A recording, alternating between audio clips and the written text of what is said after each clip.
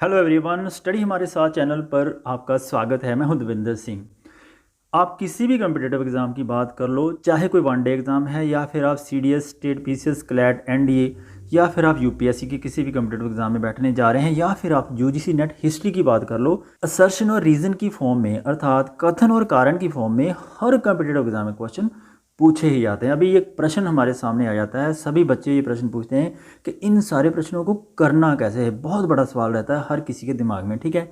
तो ये चीज़ हमारे लिए बहुत इंपॉर्टेंट हो जाती है कि हमने इन क्वेश्चंस को करना कैसे है। इसके लिए सबसे पहले तो मैं आपको बता देता हूँ कि इसके लिए आपके पास कॉन्सेप्ट क्लैरिटी होना बहुत ज़रूरी है। जब तक आपके पास कॉन्सेप्ट की क्लैरिटी नहीं है तो क्वेश्चन के गलत होने की संभावना भी उतनी ही ज़्यादा बढ़ जाती है।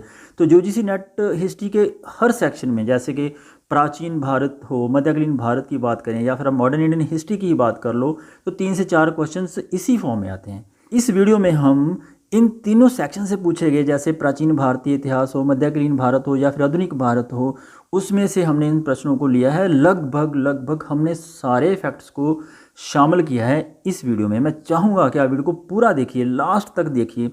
लास्ट में कुछ ऐसे क्वेश्चंस हैं जो आपको सच में एवेलुएट करने का मौका देंगे कि क्या आप उन प्रश्नों को हल कर सकते हैं।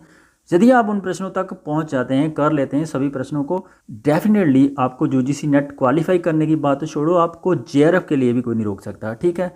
तो क्वेश्चंस का लेवल धीरे धीरे आगे आगे जैसे वीडियो बढ़ेगी, क्वेश्चन का लेवल भी बढ़ता जाएगा। तो यदि आपको इस वीडियो का पीडीएफ चाहिए तो आप हमारे टेलीग्राम पर जाइए। आपने करना कुछ नहीं है, टेलीग्राम एप्लीकेशन को डाउनलोड करना है प्ले स्टोर से जाकर, वहाँ पर सर्च करना है @देविंदर सर, और आपको चैनल मिलेगा वहाँ पर स्टडी हमारे साथ, उसको आप ज्वाइन कर लीजिए। और ज्वाइन करने के बाद आप वहाँ पर टेलीग्राम ग्रुप है, वो भी फ्री है बिल्कुल, उसको भी आप ज्वाइन करिए। बहुत सारे बच्चे वहाँ पर जुड़ चुके हैं, आप भी जल्दी से उसको ज्वाइन करके अपनी प्रैक्टिस को मूव ऑन करिए, ठीक है। यदि आप चैनल पर नए हैं तो सब्सक्राइब कर लीजिए और साथ में एक बेल नोटिफिकेशन होता है, इसको जरूर दबा लेना, ऑल पर जाके क्लिक करना ताकि हमारी नेक्स्ट वीडियो को नोटिफिकेशन आपके पास उसी समय पहुँच जाए। आप सभी वीडियो को लाइक करते हैं, शेयर करते हैं, ये बहुत अच्छा करते हैं। प्लीज़ ये करते रहिए ताकि दूसरों को इससे बहुत ज़्यादा फ़ायदा हो। मुझे भी मोटिवेशन मिलता है जब आप वीडियो को लाइक कर देते हैं, ठीक है। तो ये काम आप बिल्कुल दिल से करते रहिए। चलिए फिर शुरू करते हैं। कथन ये कहता है कि लगभग 2 वर्ष के अभियान के पश्चात सिकंदर महान ने 325 ईस्वी पूर्व में भारत छोड़ दिया था। कारण कहता है कि वह चंद्रगुप्त मौर्य से पराजित हुआ था। आप यदि इस प्रश्न को करना चाहते हैं तो मैं आपको सजेशन दूंगा कि आप प्लीज़ वीडियो को थोड़ा सा पॉज कर लीजिए, उसके बाद इस प्रश्न को अटैम्प्ट करिए। जैसे मैं आंसर बताऊँगा आपको भी पता चलेगा कि आपका आंसर सही था या फिर गलत। यदि गलत था, क्यों गलत था वो भी आप नोट करिए। आपसे मैं एक रिक्वेस्ट जरूर करना चाहूँगा, आप नीचे कमेंट सेक्शन में कमेंट जरूर करिए कि आपको वीडियो अच्छी लगी कि नहीं लगी। नहीं भी लगी तब भी कर दीजिए, क्यों नहीं लगी आप नीचे कमेंट जरूर करिए। आपके प्रीशियस कमेंट की हम बहुत वैल्यू करते हैं और उसी के आधार पर हम अगली वीडियो बनाने का प्रयास करते हैं, ठीक है। और आप भविष्य में बहुत ही अच्छे टीचर बनेंगे और बहुत आगे तक जाएंगे, ये हमारी शुभकामनाएं हैं आप लोगों के लिए। आपका ये वाला एग्ज़ाम, जिस एग्ज़ाम में आप आज बैठने जा रहे हैं, तो ये एग्ज़ाम भी आपके लिए सफलता लेके आए और आप अच्छे रैंक के साथ, ऑल इंडिया रैंक के साथ हमें भी मैसेज करें, कॉल करें कि सर हमारा एग्ज़ाम क्लियर हो गया, ठीक है। हम यही कोशिश करते हैं, हम लोगों की जितनी ज़्यादा हेल्प कर सकें उतनी हम कोशिश करते हैं आपकी हेल्प करने की, ठीक है। तो आपका काम यही है कि आपने वीडियो को लाइक करना है, शेयर करना है, यही हमारे लिए हमारा क्रेडिट होगा, ठीक है। तो चलिए फिर let's start with the question number 1। कथन क्या कहता है कि लगभग 2 वर्ष के अभियान के पश्चात सिकंदर महान ने 325 बीसी में भारत को छोड़ा था और वह चंद्रगुप्त मौर्य से पराजित हुआ था। कथन सही है, लेकिन कारण क्या है कि वह चंद्रगुप्त मौर्य से पराजित हुआ था, ये गलत है, क्योंकि वह चंद्रगुप्त मौर्य से पराजित नहीं हुआ था। अगर कारण गलत है, कथन सही है, तो राइट ऑप्शन होना चाहिए ऑप्शन सी। ये सही है परंतु आर गलत है। जल्दी से हम क्वेश्चंस को अटैम्प्ट करेंगे क्योंकि समय बहुत हमारे पास कम है, हम ज़्यादा समय डिस्कशन पे नहीं लगाएंगे। कॉन्सेप्ट क्लियर होना चाहिए आपके साथ, में पूरे कॉन्सेप्ट को क्लियर करता जाऊंगा, ठीक है। कुछ क्वेश्चंस ऐसे होते हैं उनके ऊपर हमें थोड़ा सा लॉजिक भी लगाना पड़ता है और वो कैसे लगाना है वो भी मैं आपको बताऊंगा, ठीक है। क्वेश्चन नंबर 2 है, कथन कुशीनगर मल्ल गणराज्य की राजधानी थी। ठीक है, बिल्कुल सही है, सबको पता है कुशीनगर जो मल्ल गणराज्य की राजधानी थी। कारण क्या कहता है कि महात्मा बुद्ध का महापरिनिर्वाण कुशीनगर में हुआ था। महात्मा बुद्ध जी का महापरिनिर्वाण कुशीनगर में ही तो हुआ था। दोनों सही हैं। अब यहाँ पर बात आती है कि ये दोनों सही हैं, क्या जो कारण है कथन का स्पष्टीकरण भी करता है? ये देखने के लिए मैं हमेशा ही कहता हूँ कि आप इसके बीच में बिकॉज लगाइए, फिर से पढ़िए, देखना क्या ये मेल खाता है, क्या लगता है कि जस्टिफाई हो रहा है? फिर आपको पता चलेगा। देखिए, कुशीनगर मल्ल गणराज्य की राजधानी थी क्योंकि महात्मा बुद्ध का महापरिनिर्वाण कुशीनगर में हुआ। क्या ये कारण हो सकता है राजधानी बनाने का? नहीं हो सकता है ना। हाँ, बिल्कुल नहीं हो सकता। इसका मतलब दोनों सही है, लेकिन ये स्पष्टीकरण नहीं करता है। राइट ऑप्शन बनेगा यहाँ पर ऑप्शन बी। ठीक, आगे बढ़ते हैं। यह प्रश्न भी देखिए, चंद्रगुप्त द्वितीय ने विक्रमादित्य की उपाधि ग्रहण की। ठीक है, कारण क्या कहता है कि हूण विजय के उपरांत उसने यह उपाधि धारण की। यहाँ पर ये चीज़ तो आपको थोड़ा सा कंफ्यूज करने के लिए एग्जामिनर ऐसे क्वेश्चन को फ्रेम करता है। देखिए, उसने क्या किया कि कारण जो बनाया है ना, उसमें भी उपाधि को मेंशन कर दिया। यदि हमारे पास कॉन्सेप्ट क्लैरिटी नहीं है, हमने इन दोनों को सही मान लिया, तो हम इसका आंसर गलत कर बैठेंगे। इसके लिए कॉन्सेप्ट क्लियर होना चाहिए। कथन कहता है कि चंद्रगुप्त द्वितीय ने विक्रमादित्य की उपाधि को धारण किया था। ये कथन सही है, बिल्कुल। हूण विजय के उपरांत उसने यह उपाधि धारण की थी। देखिए, उसने हूण विजय के उपरांत यह उपाधि धारण नहीं की थी। ठीक है, ये कथन गलत है। अब यदि कारण गलत है, कथन सही है, तो राइट ऑप्शन बनेगा ऑप्शन सी। यह भी बहुत अच्छा प्रश्न है। नंद वंश को पृथहंता वंश के रूप में जाना जाता है। कारण क्या कहता है कि घनानंद ने अपने पिता की हत्या कर मगध की सत्ता प्राप्त की थी। देखिए, यहाँ पर जो कारण है ना, तो घनानंद ने अपने पिता की हत्या करके मगध की सत्ता प्राप्त की थी, ये सही है। लेकिन नंद वंश को पृथहंता वंश के रूप में नहीं जाना जाता है, ये कथन गलत है। केवल कारण सही है। कारण सही है तो कारण राइट ऑप्शन बनेगा यहाँ पर ऑप्शन डी। अगर आपको किसी भी क्वेश्चन में डाउट लगता है तो आप नीचे कमेंट सेक्शन में कमेंट करना मत भूलिए। क्वेश्चन नंबर मार्क करके वीडियो को टाइम भी मार्क कर लीजिए, नीचे कमेंट जरूर करिए। उस प्रश्न को हम डिटेल में फिर से समझेंगे। उसको मैं कोशिश करूंगा कि आपको उसका डिटेल में रिप्लाई भी दूं और पिन कमेंट में उसको जगह भी दी जाएगी उस क्वेश्चन को। ठीक है, तो क्वेश्चन कोई भी हो मिस नहीं करना है, कॉन्सेप्ट को ध्यान से पढ़ते हुए चलना है, आगे बढ़ना है, ताकि हमारी एग्ज़ाम की जो तैयारी है वो एकदम परफेक्ट हो जाए। ठीक है, तो यहाँ कथन पढ़ते हैं। प्रारंभिक वैदिक समाज में यदा कदा आपसी जनजातीय झगड़े और टकराव होते थे। ठीक है, ये कथन बिल्कुल सही है। जो प्रारंभिक वैदिक समाज की हम बात यदि करते हैं तो आपसी जनजातीय झगड़े और टकराव वहाँ पर होते थे। कथन बिल्कुल सही है। कारण क्या कहता है कि प्रारंभिक वैदिक समाज भू स्वामित्व पर आधारित निजी संपत्ति की अवधारणा से परिचित था। ये गलत है, क्योंकि वह निजी संपत्ति की अवधारणा का वहाँ पर कुछ भी अता पता नहीं था। कारण बिल्कुल गलत है। कारण गलत है, कथन सही है, राइट ऑप्शन बनेगा यहाँ पर ऑप्शन सी। कथन कहता है कि भारत में सिक्कों का प्रयोग सर्वप्रथम 6ठी शताब्दी ईस्वी पूर्व में प्रारंभ हुआ था। और कारण क्या कहता है कि इस समय वास्तु विनिमय पद्धति का प्रचलन बहुत त्यात में था, बहुत ज़्यादा मात्रा में उस समय जो वस्तु विनिमय पद्धति थी वो चलती थी। हमने ये देखना कि क्या कारण भी सही है। कथन क्या कहता है, फिर से पढ़ते हैं। भारत में सिक्कों का प्रयोग सबसे पहले 6ठी शताब्दी ईस्वी पूर्व बीसी में हुआ था, ये देखना है हमने। ठीक है, देखिए, भारत में सिक्कों का प्रयोग जो सबसे पहले 6 BC में प्रारंभ होता है, ये कथन बिल्कुल सही है। ठीक है, इस समय वस्तु विनिमय पद्धति का प्रचलन बहुत त्याग मात्रा में होता था, यह कथन भी वही सही है। दोनों कथन सही हैं। क्या दोनों कथन आपस में जुड़ते हैं? बिकॉज लगा के देखिए। प्रारंभ होना, उस समय वस्तु विनिमय पद्धति का प्रचलन होना, बहुत ज़्यादा मात्रा में होना, कहीं भी एक दूसरे के साथ मेल नहीं खाता है। ठीक है, both the statements are correct, but कारण जो है ना वो कथन की स्पष्टीकरण नहीं करता है। राइट ऑप्शन बनेगा यहाँ पर ऑप्शन बी। ये प्रश्न बहुत अच्छा है। कथन क्या कहता है कि मौर्य काल में कृषि क्षेत्र में अतिशय उत्पादन होने लगा, तो ये कथन बिल्कुल सही है। आगे बात करते हैं। कारण क्या कहता है कि लौह तकनीक के प्रयोग ने कृषि के प्रसार को बढ़ावा दे दिया था, क्योंकि उस समय लोहे का प्रयोग तो आम ही होने लग गया था, आपने भी पढ़ा होगा।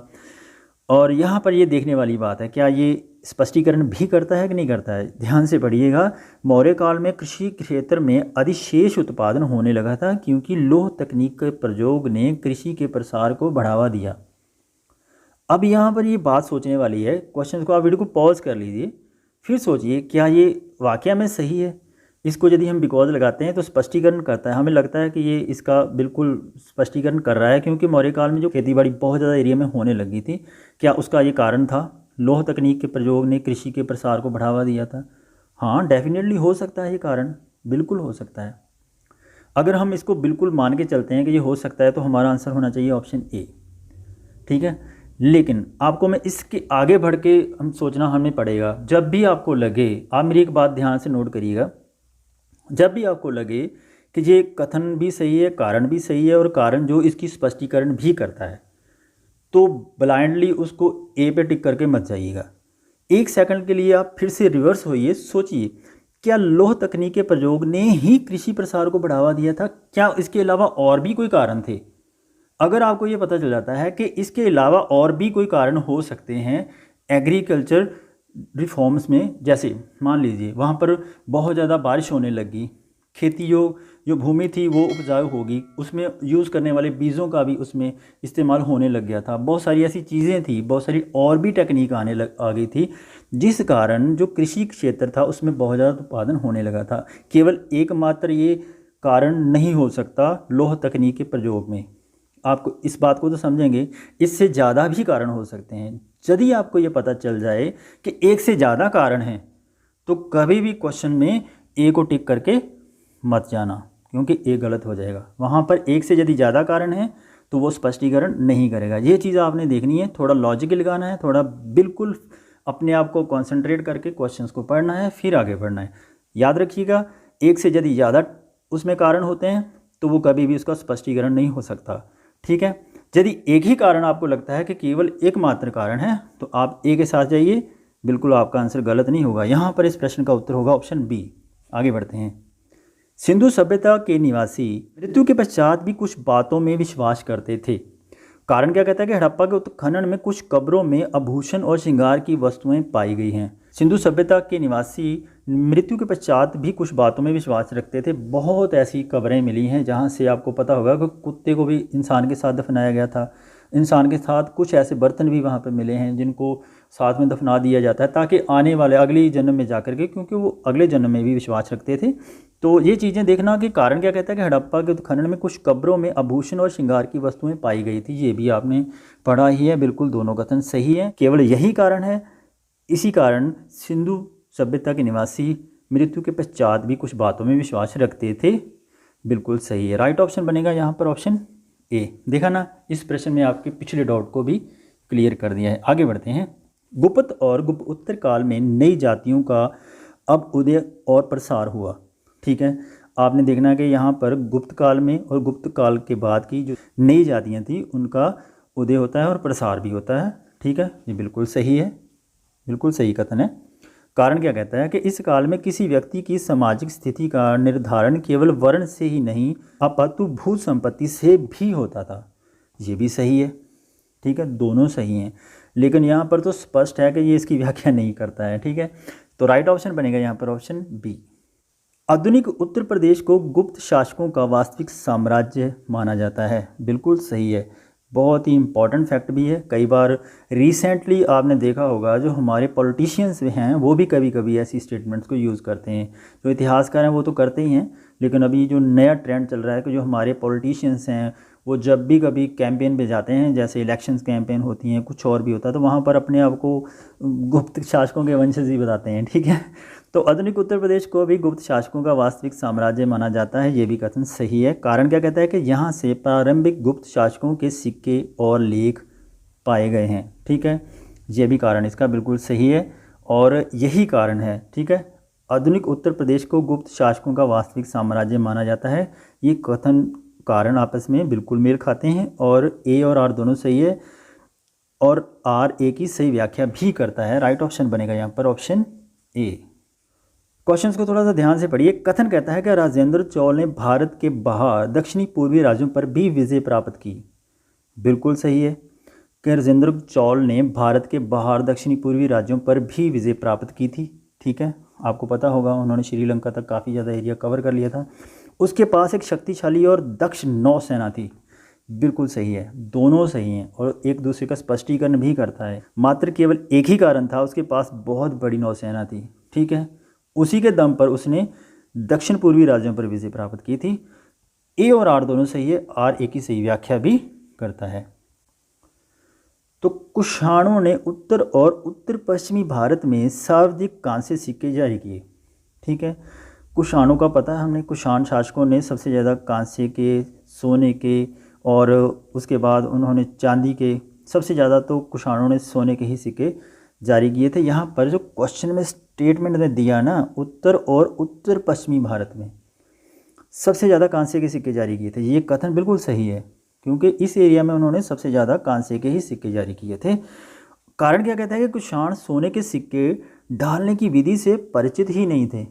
अरे जैसे मैंने आपको बताया ना कि सोने के सिक्के तो उन्होंने जारी किए थे सबसे ज़्यादा, तो क्या वो समझ गए आप लोग, है ना? ये गलत है। राइट ऑप्शन बनेगा यहाँ पर ऑप्शन सी, ए सही है परंतु आर गलत है। कथन ये कहता है कि 8वीं 10वीं शताब्दी के मध्य उत्तर भारत में नए स्वर्ण सिक्कों की अत्यधिक कमी थी। बहुत इंपॉर्टेंट क्वेश्चन है, बहुत बार एग्जाम में ये पूछा जा चुका है। हो सकता है कि इस बार भी एग्जाम में ये प्रश्न आ जाए, रिपीट भी हो सकता है। ठीक है, बहुत ध्यान से करना है इसको कि 8वीं सदी शताब्दी के मध्य उत्तर भारत में नए स्वर्ण सिक्कों की अत्यधिक कमी थी। बिल्कुल सही कथन है, क्योंकि उत्तर भारत में इस चीज़ की कमी थी। कारण क्या कहता है कि इस अवधि में भारत के विदेशी व्यापार में विशेषकर रोमन शासकों के साथ अत्यधिक गिरावट आई। ये भी कथन सही है। ये कारण भी यही था कि उस समय जो सिक्कों की अत्यधिक कमी थी उसका कारण भी यही था। ए और आर दोनों सही है, आर ए की सही व्याख्या भी करता है। ऑप्शन ए इज करेक्ट है। प्राचीन काल में सैंधव क्षेत्र अत्यधिक उर्वर था। सिंधु सभ्यता के क्षेत्र के उत्खनन से कई विशाल अन्नागार प्राप्त किए गए हैं। देखिए प्राचीन काल में सैंधव क्षेत्र जो था वो बहुत ज़्यादा उर्वर था, उपजाऊ था। कथन ये सही है, कारण भी सही है, क्योंकि सिंधु सभ्यता के क्षेत्रों के उत्खनन से कई विशाल अन्नागार प्राप्त होते हैं। वो भी आपने देखा होगा, बड़े बड़े अन्नागार प्राप्त होते हैं। Both the statement are correct. ठीक, क्या ये स्पष्टीकरण भी करता है? अत्यधिक उपजाऊ होना, क्या विशाल अन्नागार प्राप्त होना कारण हो सकता है उसका? नहीं ना, यही है। बिल्कुल आप सही हो, राइट ऑप्शन बनेगा यहाँ पर ऑप्शन बी। आगे बढ़ते हैं। देखिए ये प्रश्न भी बहुत अच्छा है। कथन ये कहता है कि हड़प्पा वासी किसी धर्म में विश्वास नहीं करते थे। अरे क्या पता है आपको, हड़प्पा वासी किसी धर्म में विश्वास नहीं करते थे। वहाँ पर माता देवी की हमें मूर्ति मिली है, वो पूजा करते थे माता देवी को। वो पशुपति नाथ की भी पूजा करते थे, तो कैसे कह सकते हैं वो किसी धर्म में विश्वास नहीं करते थे? सीधा ही हम कथन को गलत मानते हैं, गलत है। ठीक है, तो कारण तो फिर सही होगा, एक तो उन्होंने रखा होगा सही। अभी तक हड़प्पा सभ्यता के क्षेत्रों से किसी मंदिर के साक्ष्य नहीं पाए गए। बहुत ही सही फैक्ट है, ये फैक्ट आप भूलना नहीं है। ठीक है, बहुत बार एग्जाम में पूछा जा चुका है। ये सही है, कथन ये गलत है, आर सही है, ऑप्शन डी इज करेक्ट है।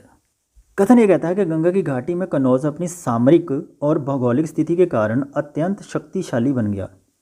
बिल्कुल सही है भाई, जो कन्नौज था वो अपनी भौगोलिक स्थिति के कारण ही गंगा घाटी में कन्नौज अपने शक्तिशाली बन गए थे, क्योंकि कन्नौज गंगा के द्वाब में स्थित था तथा शीघ्र ही उसने पूर्वी और पश्चिमी द्वाब में नियंत्रण स्थापित कर लिया था। ठीक है, उसने अपने पूरे एरिया को भी अपने नियंत्रण में कर लिया था।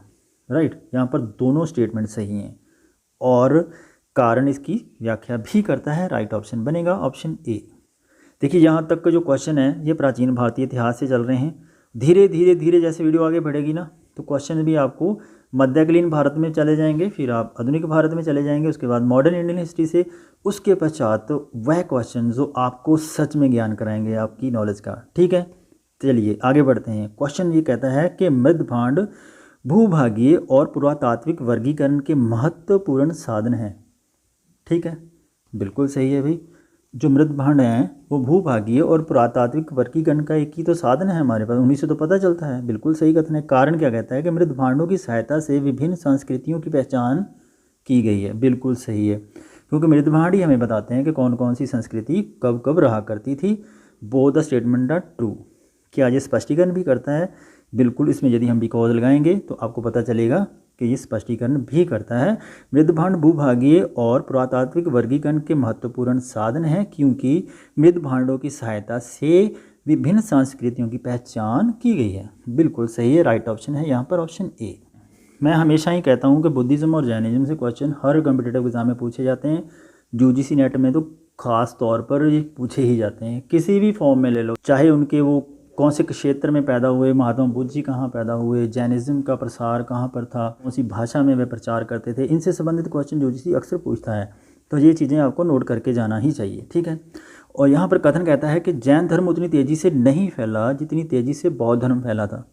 ठीक है, कारण क्या हो सकता है कि जैन धर्म को उतना राजकीय संरक्षण नहीं मिला जितना कि बौद्ध धर्म को मिला था। देखिए ये दोनों कथन सही है, बिल्कुल दोनों कथन सही है। जैन धर्म बहुत तेज़ी से नहीं फैला था क्योंकि बौद्ध धर्म को तो बहुत ज़्यादा राजाओं ने भी प्रोत्साहित किया था। बहुत सारे ऐसे राजा थे जिन्होंने उनके लिए प्रचार भी किया, उन्होंने अनुयायी भी भेजे आगे प्रचार करने के लिए। ठीक है, बहुत सारी बाहरी कंट्रीज़ में भी उन्होंने भेजे थे। और जैन धर्म उतनी तेज़ी से नहीं फैला था क्योंकि उसको राजकीय संरक्षण नहीं मिला था। ये कथन भी सही है, यही कथन भी इसकी व्याख्या भी करता है। राइट ऑप्शन बनेगा यहाँ पर ऑप्शन ए। अशोक का उद्देश्य धम्म की नीति द्वारा बौद्ध धर्म को प्रोत्साहन करना था। कारण क्या कहता है कि अशोक ने कलिंग के युद्ध के पश्चात बौद्ध धर्म अपना लिया था। आपने पढ़ा होगा कि अशोक ने कलिंग युद्ध के पश्चात जैसे बहुत ज़्यादा हत्याएं देखी, उसने उसका हृदय परिवर्तन हो गया और उसने बौद्ध धर्म को अपना लिया था। दिस इज़ करेक्ट, कारण बिल्कुल सही है। क्या कथन सही है? क्योंकि जो कथन है का अशोक का उद्देश्य धम्म नीति द्वारा बौद्ध धर्म का प्रोत्साहन करना था, ये बिल्कुल गलत है क्योंकि उसकी धम्म नीति इस पर निर्धारित नहीं थी। ठीक है, कथन गलत है, कारण सही है। तो राइट ऑप्शन बनेगा यहाँ पर ऑप्शन डी। देखिए कथन ए कहता है कि द्वितीय प्रथम ईस्वी पूर्व में आंध्र के तटीय क्षेत्र में व्यापक पैमाने पर धान की खेती की जाती थी। कारण क्या कहता है कि लोहे के प्रयोग से इस क्षेत्र में कृषि का तेजी से विकास हुआ। द्वितीय और प्रथम ईसा पूर्व में आंध्र प्रदेश के तटीय क्षेत्रों में व्यापक पैमाने पर धान की खेती की जाती थी। ये स्टेटमेंट गलत है। ठीक है, और कारण कहता है कि लोहे के प्रयोग से इस क्षेत्र में कृषि का तेज़ी से विकास हुआ। डेफिनेटली ये सही है। देखिए ऐसे क्वेश्चन थोड़ा सा आपको कंफ्यूज जरूर करेंगे, थोड़ा सा पेशेंसली पढ़िए फिर अटैम्प्ट करिए। राइट ऑप्शन बनेगा यहाँ पर ऑप्शन डी। कथन ए कहता है कि चोल शासकों की प्रसिद्धि उनके उत्तराधिकारियों की तुलना में ज़्यादा है। बिल्कुल सही है। ठीक है, और कारण क्या कहता है कि चोल शासकों ने अपनी उपलब्धियों को मंदिरों की दीवारों पर उत्कीर्ण कराया। क्या मात्र केवल यही कारण था? थोड़ा सा सोचिए, केवल एक मात्र कारण नहीं हो सकता। ठीक है, और भी कारण हो सकते हैं। उस लॉजिक से सोचेंगे ना तो ऑप्शन ए गलत होगा। यहाँ पर इसका सही उत्तर होगा ऑप्शन बी। कथन ये कहता है कि मुगल गद्दी पर औरंगजेब शाहजहां का उत्तराधिकारी हुआ। ठीक है, कारण क्या कहता है कि ज्येष्ठ पुत्र के उत्तराधिकार के नियम का पालन किया गया। आपने देखा होगा कि मुगल में सबसे ज़्यादा जो युद्ध हुए हैं वो उत्तराधिकार को लेकर औरंगजेब और शाहजहां के काल में ही हुए हैं, क्योंकि शाहजहां के बेटों में आपस में इतने ज़्यादा युद्ध हुए हैं। उन युद्धों में ही अपने भाइयों को मार करके ही तो औरंगजेब गद्दी तक पहुंचा था। ये तो आपको पता होगा, बिल्कुल क्लियर है। ठीक है, तो ज्येष्ठ पुत्र के उत्तराधिकार का नियम वहाँ कहाँ फॉलो होता था, है ना? तो कारण गलत है, कारण गलत है, कथन सही है। राइट ऑप्शन बनेगा ऑप्शन सी।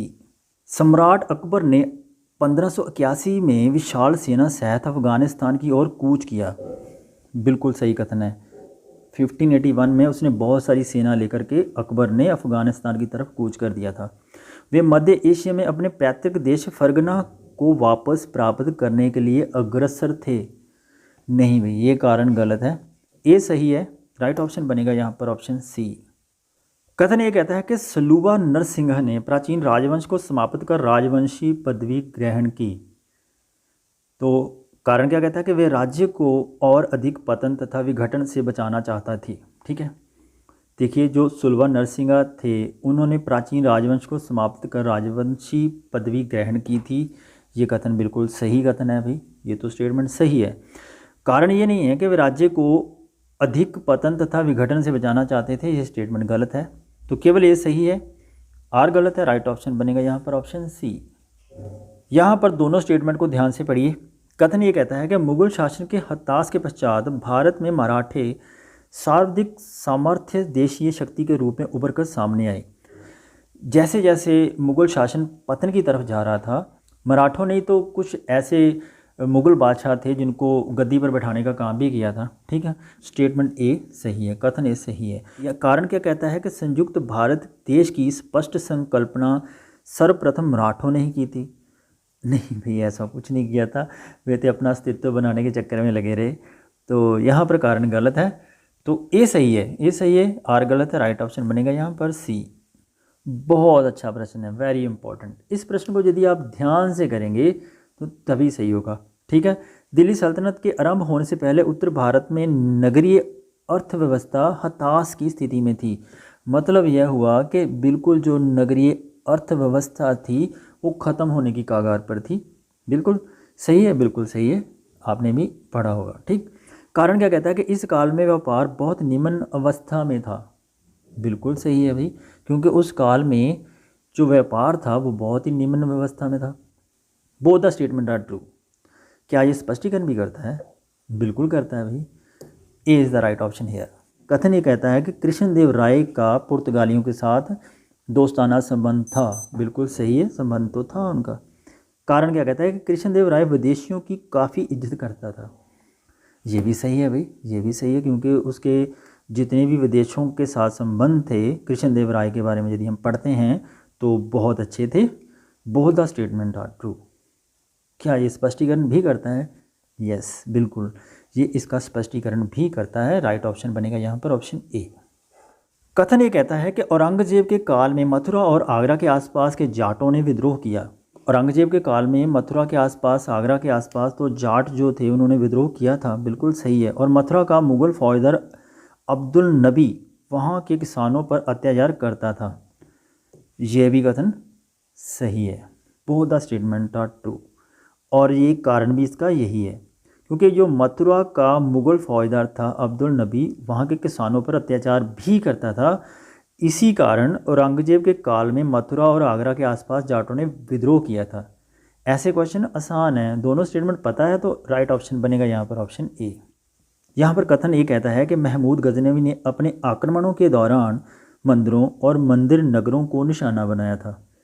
ठीक है, बिल्कुल, उसका मेन टारगेट यही था। महमूद गजनवी को यदि हम पढ़ते हैं तो मेनली उसने जो उसके आक्रमण थे उसके दौरान उसने मंदिरों को लूटना ही चाहा था, और जहाँ जहाँ भी मंदिर बने थे उन्हीं नगरों पर उसने अटैक किया था। उसका मेन पर्पस ही मंदिरों को लूटना था, डिस्ट्रॉय करना था। ठीक है, कथन ये बिल्कुल सही है। क्या कारण यह हो सकता है कि उसका मुख्य उद्देश्य इस्लाम के वर्चस्व को स्थापित करना था? मैंने पहले ही आपको बता दिया उसका ये उद्देश्य नहीं था। ठीक है, ये तो गलत है, बिल्कुल गलत है। तो कारण गलत है, कथन ये सही है। राइट ऑप्शन बनेगा यहाँ ऑप्शन सी। गयासुद्दीन बलबन ने तुर्के चहलगानी का नाश कर दिया। बिल्कुल सही कथन है भाई। जो तुर्के चहलगानी थी इल्तुतमिश के द्वारा बनाई गई, उसको गयासुद्दीन बलबन ने तो ख़त्म कर दिया था। बिल्कुल सही है। कारण क्या है कि वे विदेशियों के साथ मिलकर बलबन के विरुद्ध षड्यंत्र कर रहे थे। कारण गलत है। गयासुद्दीन बलबन ने तुर्के चहलगानी का नाश कर दिया था। कथन सही है। राइट ऑप्शन बनेगा ऑप्शन सी। प्रारंभिक मध्यकाल में भारत के राजनीतिक परिदृश्य पर एक का एक राजपूतों का उदय हुआ। बिल्कुल सही कथन है। शुरू में जब मध्यकाल में भारत के राजनीतिक परिदृश्य पर एकाएक राजपूतों का उदय होता है, ऐसा हम पढ़ते हैं हिस्ट्री में, बिल्कुल स्पष्ट इसके बारे में जानकारी मिलती है। कारण यह हो सकता है कि राजपूत स्वयं को प्राचीन काल के क्षत्रियों से संबंधित होने का दावा करते हैं। देखिए, राजपूत स्वयं को अपने आप को प्राचीन काल के क्षत्रियों से संबंधित होने का दावा करते हैं भाई, ये तो सही है, ये तो सही है। लेकिन क्या ये कारण है? नहीं, ये कारण नहीं है, क्योंकि जो राजनीतिक परिदृश्य पर एकाएक राजपूतों का उदय होता है उसके उदय होने के और भी बहुत कारण थे। ठीक है, यहाँ पर बी ऑप्शन सही होगा। ए और आर दोनों सही है, परंतु आर ए की सही व्याख्या नहीं करता है। इल्तुतमिश भारत के तुर्क साम्राज्य का वास्तविक संस्थापक था। ठीक है, कारण क्या कहता है कि इल्तुतमिश ने तुर्की शासन के हाथ से निकल गए अधिकार को पुनः स्थापित किया। देखिए, हम इल्तुतमिश के बारे में यदि हमने पढ़ा है तो भारत में तुर्क साम्राज्य का वास्तविक संस्थापक तो वही था, इल्तुतमिश ही था। ठीक है, ये सही है। कारण है कि इल्तुतमिश ने तुर्की शासन को हाथ से निकल गए अधिकार को पुनः प्राप्त किया था। ये भी सही है। लेकिन इसका कारण, जैसे मैंने पिछले क्वेश्चन में आपको बताया, एकमात्र कारण नहीं होना चाहिए। यदि केवल एकमात्र कारण है तो ए के साथ जाइए, नहीं तो बी के साथ जाइए। यहाँ पर आप बी के साथ जाइए। ठीक है, एक कारण नहीं हो सकता है। अकबर ने जजिया कर समाप्त कर दिया। अकबर ने बहुत से हिंदुओं को कुलीन वर्ग में सम्मिलित किया। देखिए, अकबर ने जजिया कर समाप्त किया, सबको पता है, सब ने पढ़ा है, सही है। और अकबर ने बहुत से हिंदुओं को कुलीन वर्ग में भी शामिल किया था, ये भी सही है। क्या जजिया कर समाप्त करने का कारण हो सकता है ये? चलिए, इस प्रश्न का उत्तर आप कमेंट सेक्शन में करिए। मैं आपके उत्तर को लाइक भी करूँगा और डिटेल में एक्सप्लेन भी करूँगा वहाँ पर। क्वेश्चन नंबर 33, आंसर बताइए नीचे कमेंट सेक्शन में क्या होना चाहिए। ये both the statement are true, आगे आपने बताना है। आगे बढ़ते हैं। कथन ये कहता है कि भारतीय शास्त्रीय संगीत पर सबसे अधिक पुस्तकें औरंगजेब काल में लिखी गई। लेकिन आपको मैं बता देता हूँ कि जो औरंगजेब था वो संगीत का बहुत कट्टर विरोधी था। उसने अपने शासनकाल के दौरान संगीत पर पूर्णतः प्रतिबंध लगा रखा था। फिर भी उसके काल में सबसे ज़्यादा शास्त्रीय संगीत पर सबसे ज़्यादा पुस्तकें लिखी गई थी। ठीक है, ये कथन बिल्कुल सही है, आपने याद रखना है, बिल्कुल भी दिमाग से स्किप नहीं होने देना। कारण क्या कहता है कि औरंगजेब ने संगीत को प्रोत्साहित किया। मैंने अभी बताया ना, उसने तो बैन लगा रखा था, प्रोत्साहित कहाँ किया था। ठीक है, ये गलत है, केवल ए सही है। राइट ऑप्शन बनेगा ऑप्शन सी। मोहम्मद बिन तुगलक द्वारा सांकेतिक मुद्रा चलाने की योजना असफल हो गई थी। कथन ये सही है। कारण ये कहता है कि मोहम्मद बिन तुगलक द्वारा प्रारंभ की गई नई मुद्रा का मूल्य कम हो जाने से सुल्तान ने इसे धातु में परिवर्तित करके बेच दिया। उसका ये कारण नहीं था, कारण गलत है। राइट ऑप्शन बनेगा यहाँ पर ऑप्शन सी। ये सही है परंतु आर गलत है। बहुत अच्छा प्रश्न है कि कथन ये कहता है कि हुमायूं अपने दुर्भाग्य के लिए स्वयं उत्तरदायी था। बिल्कुल सही कथन है, जो हुमायूं था अपने दुर्भाग्य के लिए खुद जिम्मेवार था। ठीक है, कारण क्या कहता है कि वह अपने भाइयों की ईर्ष्या का शिकार हो गया था। कारण गलत है भाई, वह अपने भाइयों की ईर्ष्या का शिकार नहीं हुआ था, ऐसा कुछ भी नहीं था। केवल ये सही है, राइट ऑप्शन बनेगा सी। ये सही है परंतु आर गलत है। कथन ये कहता है कि भारत का तुर्क साम्राज्य प्रकृति में सैनिकवादी और कुलीन था। ये कथन बिल्कुल सही है कि भारत का तुर्क साम्राज्य प्रकृति में सैनिकवादी और कुलीन था। बिल्कुल सही कथन है। कारण क्या कहता है कि हिंदुओं ने प्रत्येक तुर्की शासक का विरोध किया। नहीं भी, ये गलत है, हिंदुओं ने प्रत्येक तुर्की शासक का विरोध नहीं किया था। कथन ये सही है, आर गलत है। राइट ऑप्शन बनेगा ऑप्शन सी। बहुत अच्छा क्वेश्चन है, वेरी इंपॉर्टेंट। कथन ये कहता है कि तुर्कों के आगमन से पूर्व निम्ति भावना में मेहराबों का अभाव होता है। ठीक है, तुर्कों के आगमन से पूर्व निमित भावना में मेहराबों का अभाव हो जाता है। पहले से मेहराबों का अभाव आपको मिलेगा। बहुत सारे ऐसे भवन हैं जहाँ पर ऐसी आपको कला शैली मिलेगी। कारण क्या कहता है कि भवन निर्माण में चूने के गारे का प्रयोग तुर्क भारत लेकर आए थे। बिल्कुल सही कथन है। ठीक है, ये दोनों कथन सही हैं और कारण जो है कथन की व्याख्या भी करता है। राइट ऑप्शन यहाँ बनेगा ऑप्शन ए। बहुत अच्छा प्रश्न है, ध्यान से करिएगा। कथन ये कहता है कि खानवा का युद्ध पानीपत के युद्ध से ज़्यादा महत्वपूर्ण था। ठीक है, इस युद्ध ने अफगान सत्ता को समाप्त कर मुगल साम्राज्य की स्थापना का मार्ग प्रशस्त किया था। देखिए, जो कारण है ना बिल्कुल सही है कि जो खानवा का युद्ध है, इस युद्ध ने अफगान सत्ता को समाप्त कर दिया था और मुगल साम्राज्य की स्थापना की थी। लेकिन खानवा का युद्ध पानीपत के युद्ध से ज़्यादा महत्वपूर्ण नहीं था। ठीक है, ये चीज़ हमें पता होनी चाहिए। कथन गलत है, कारण सही है। राइट ऑप्शन बनेगा ऑप्शन डी। कथन ये कहता है कि प्रारंभिक राष्ट्रीय आंदोलन की आधारभूत कमजोरी उसका संकीर्ण सामाजिक आधार था। आई रिपीट, शुरू में राष्ट्रीय आंदोलन की जो आधारभूत कमजोरी थी उसका संकीर्ण सामाजिक आधार था। बिल्कुल सही है। ठीक है, कारण कहता है कि ये इसमें सम्मिलित होने वाले सामाजिक समूहों को संकीर्ण हितों के लिए लड़ता था। बिल्कुल सही है, ये भी सही है, कारण भी इसका सही है। अगर हम इसमें बिकॉज लगाते हैं तो आप इसको ध्यान से पढ़िएगा, इसका कारण भी इसकी स्पष्टीकरण करता है। राइट ऑप्शन बनेगा यहाँ पर ऑप्शन ए। कथन ए कहता है कि लॉर्ड लिनथगोक ने 1942 में अगस्त आंदोलन को सिपाही विद्रोह के बाद सर्वाधिक गंभीर विद्रोह कहा था। ये बिल्कुल सही कथन है। ये कथन कई बार कथन भी पूछ लिया जाता है अलग से, तो ये भी याद रखिएगा, ये कथन लॉर्ड लिनथगोक का है। ठीक है, और कारण क्या कहता है कि कुछ क्षेत्रों में किसान व्यापक जन आंदोलन में उठ खड़े हुए थे। ये भी कथन सही है। और यहाँ पर थोड़ी सी देखने वाली बात यह है कि कुछ क्षेत्रों के बारे में बात की गई है। यदि बहुत सारे क्षेत्रों की बात की जाती तो ये कथन ही गलत हो जाता, लेकिन थोड़े क्षेत्रों में ऐसा हुआ था उस समय जब जो अगस्त आंदोलन शुरू हुआ था, उसमें जो किसान थे उन्होंने भी अपना पार्टिसिपेट जरूर किया था। दोनों कथन सही हैं और RA की सही व्याख्या भी करता है। राइट ऑप्शन बनेगा यहाँ पर ऑप्शन A। खिलाफत आंदोलन ने शहरी मुस्लिमों को राष्ट्रीय आंदोलन के घेरे में ला दिया। ये क्वेश्चन बहुत बार एग्जाम में पूछा जा चुका है। ये स्टेटमेंट बहुत इंपॉर्टेंट है, याद रखिएगा कि खिलाफत आंदोलन ने शहरी मुस्लिमों को राष्ट्रीय आंदोलन के घेरे में ला दिया था। ये बिल्कुल सही कथन है।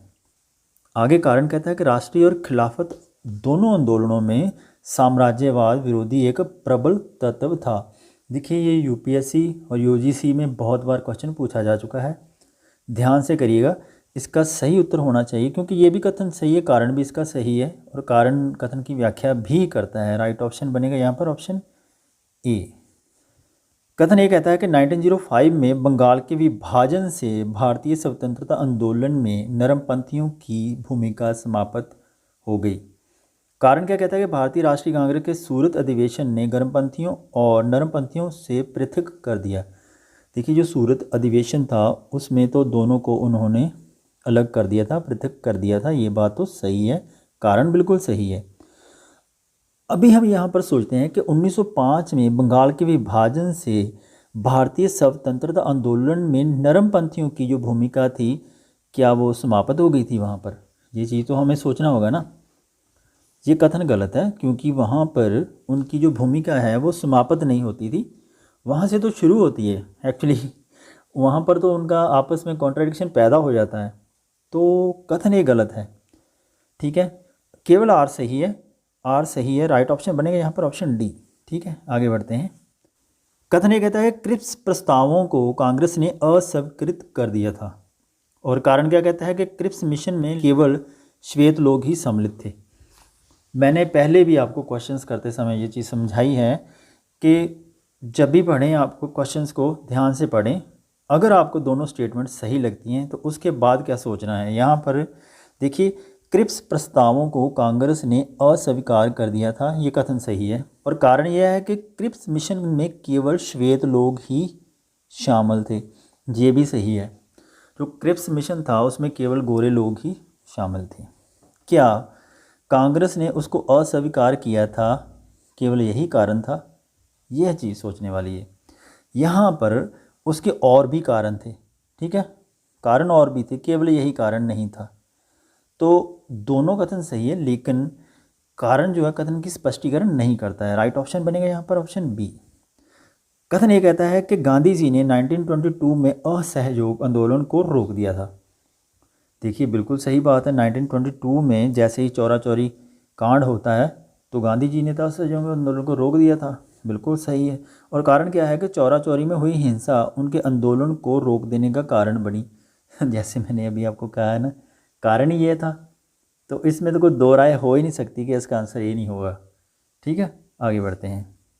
कथन ये कहता है कि ब्रिटेन ने भारत को 1947 में आज़ाद किया। तो पता ही है सबको 1947 में आज़ाद हुए हैं हम, ये तो कथन सही है। कारण कहता है कि ब्रिटेन दूसरे विश्व युद्ध में दुर्बल हो गया था। हाँ भाई, ये भी कारण था बिल्कुल, और ये एक ही कारण था कि जो ब्रिटेन है दूसरे विश्व युद्ध में बहुत वीक हो गया था, यही कारण था कि उनको भारतीयों को भी आज़ाद करना पड़ा। ठीक है, राइट ऑप्शन बनेगा यहाँ पर ऑप्शन A। बहुत अच्छा प्रश्न है, वेरी इंपॉर्टेंट। ठीक है, थोड़ा सा ध्यान से करिएगा। भारतीय राष्ट्रीय कांग्रेस ने माउंटबेटन योजना को स्वीकार किया। ठीक है, कारण कहता है कि वह द्विराष्ट्र सिद्धांत को मानती थी। देखिए कांग्रेस जो है वो दो राष्ट्र सिद्धांत को नहीं मानती थी, कारण गलत है, बिल्कुल गलत है। और भारतीय राष्ट्रीय कांग्रेस ने माउंटबेटन योजना को स्वीकार किया था। ठीक, यहाँ पर केवल A सही है, कथन A सही है, परंतु उसका कारण जो है वो गलत है, वो नहीं सही है। राइट ऑप्शन बनेगा ऑप्शन C। कथन ये कहता है कि 1857 में प्रथम स्वतंत्रता संग्राम में ब्रिटिश सरकार से स्वतंत्रता प्राप्त करने में असफल रहा। देखिए ब्रिटिश गवर्नमेंट की बात करें तो 1857 में सबसे पहले जो स्वतंत्रता संग्राम जो होता है उसमें ब्रिटिश सरकार से स्वतंत्रता प्राप्त करने में असफल रहे थे। ये तो बात बिल्कुल सही है क्योंकि उन्होंने उसको दबा दिया था। इसका कारण क्या है कि बहादुर शाह जफर के नेतृत्व को जन सहयोग नहीं मिला था और अधिकांश महत्वपूर्ण रियासतों के शासक उनका साथ देने में कतरा गए। ये भी सही है, क्योंकि उस आंदोलन में यदि जो अच्छे अच्छे घराने के लोग थे, जो ऊपर लेवल के जो लोग थे, यदि कहीं उसमें सहयोग देते तो भारत देश बहुत पहले आज़ाद हो गया होता। बहादुर शाह ने भी उसका नेतृत्व किया था, उसमें भी लोगों ने उसका सहयोग नहीं दिया था। तो ये वाला जो कथन है और कारण दोनों सही है, और कारण कथन की व्याख्या भी करता है। राइट ऑप्शन बनेगा यहाँ पर ऑप्शन ए। देखिए, कथन ये कहता है कि 1916 में मौलाना मोहम्मद अली तथा अब्दुल कलाम आज़ाद ने विधान परिषद से त्यागपत्र दे दिया था, और कारण कहता है कि विधान परिषद के सभी भारतीय सदस्यों के विरोध के बावजूद सरकार ने रॉयलेट एक्ट को पारित कर दिया। वीडियो को पॉज करिए और आंसर सोचिए इसका क्या होना चाहिए। देखिए, जो कथन है ना, 1916 में मौलाना मोहम्मद अली तथा अब्दुल कलाम आज़ाद ने विधान परिषद से त्यागपत्र दे दिया था, ये कथन गलत है। ठीक है, उन्होंने त्यागपत्र नहीं दिया था, और विधान परिषद के सभी भारतीय सदस्यों के विरोध के बावजूद सरकार ने रॉयलेट एक्ट को पारित किया था। बिल्कुल सही कथन है, ये कारण बिल्कुल सही है, कारण सही है, ए गलत है। इसका मतलब राइट ऑप्शन बनेगा यहाँ पर ऑप्शन डी। कथन ये कहता है कि शाह आलम II ने सम्राट के रूप में प्रारंभिक वर्ष अपनी राजधानी से दूर व्यतीत किए थे। तो शाह आलम द्वितीय के बारे में यदि हम पढ़ते हैं तो ये कथन बिल्कुल सही है। ठीक है, और कारण कहता है कि उत्तर पश्चिमी सीमांत से विदेशी आक्रमण का भय घात लगाए रहता था। ये भी कारण बिल्कुल सही है, लेकिन उसका घर से बाहर रहना, राजधानी से दूर रहना, केवल ये कारण नहीं था कि उसको आक्रमण का भय था। कथन और कारण दोनों सही है, लेकिन कारण कथन का स्पष्टीकरण नहीं करता है। राइट ऑप्शन बनेगा यहाँ पर ऑप्शन बी। बहुत अच्छा प्रश्न है। महात्मा गांधी द्वारा नमक आंदोलन वर्ष 1930 में चलाया गया था। बिल्कुल भाई, बिल्कुल करेक्ट है। सबको पता है कि 1930 में महात्मा गांधी जी ने नमक सत्याग्रह चलाया था, और कारण कहता है कि महात्मा गांधी का उद्देश्य था कि गरीबों को नमक मुफ्त में दिया जाए। नहीं भाई, ऐसा तो था ही नहीं, नमक बांटना काम थोड़ी था ना उस समय उनका। कारण बिल्कुल गलत है। राइट ऑप्शन बनेगा ऑप्शन सी। ठीक है, आगे बढ़ते हैं। भारत छोड़ो आंदोलन के परिणाम स्वरूप अंग्रेज और मुसलमान कांग्रेस के प्रति समान घृणा के कारण एक दूसरे के नज़दीक आ गए थे। अब थोड़ा सा कथन को ध्यान से पढ़ेंगे ना तो आपको पता चलेगा कि भारत छोड़ो आंदोलन, यहाँ से स्टार्टिंग में हम पढ़ते हैं, भारत छोड़ो आंदोलन के परिणाम स्वरूप उसका जो परिणाम निकला था, अंग्रेज़ और मुसलमान कांग्रेस के प्रति समान घृणा के कारण एक दूसरे के नज़दीक आ गए थे। देखिए, घृणा तो करते थे, वो दोनों ही करते थे, लेकिन वे कांग्रेस के नज़दीक नहीं आए थे। ठीक है, उनकी आपस में दूरियां बढ़ गई थी। कथन गलत है। ठीक है, कारण क्या कहता है कि जिन्होंने ब्रिटिश सरकार के पक्के सहयोगी की तरह कार्य किया और मुसलमानों को 1942 के कांग्रेस आंदोलन से दूर रहने के लिए कहा था। बिल्कुल सही है, बिल्कुल सही स्टेटमेंट है। जिन्ना के बारे में आप यदि पढ़ेंगे तो आपको ये स्टेटमेंट सही मिलेगी। आप ऐसी स्टेटमेंट को अलग से नोट करिए और याद भी करिए, एग्जाम में पूछी जा सकती हैं। ठीक है, कथन गलत है, कारण सही है। राइट ऑप्शन बनेगा ऑप्शन डी।